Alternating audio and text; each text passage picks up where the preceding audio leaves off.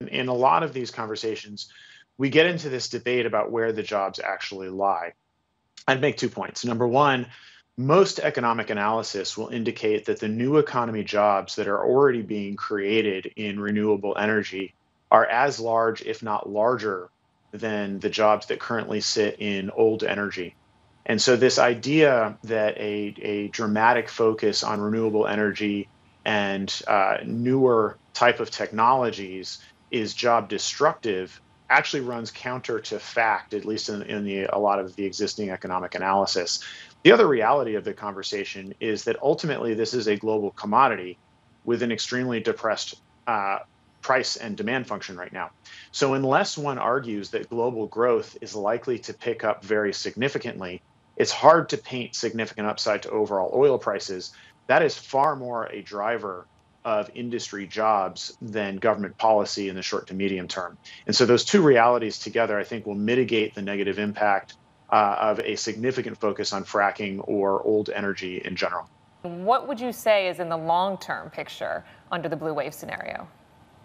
So the market outlook for us is that you are likely to see significant fiscal stimulus. You are likely to see an increase in the overall level of the market from now into early next year. What we would suggest looking forward into next year is not a function of who sits in the White House or who sits in Congress. It's a function of expectations versus reality, which we discuss most times, at least that I'm on the program. And at the moment, the expectation for earnings, particularly in markets like the US, but also certain Asian economies as well, are very heightened. We have a scenario where analysts have very aggressively cut expectations for 2020, but not nearly as aggressively for 2021. And our view is that we're setting up a difficult earnings revision discussion going into 2021. On our analysis, you would need a series of elements in the market to go right just for current expectations, particularly for the US earnings outlook, to come in line with expectations, not to provide upside from where we are.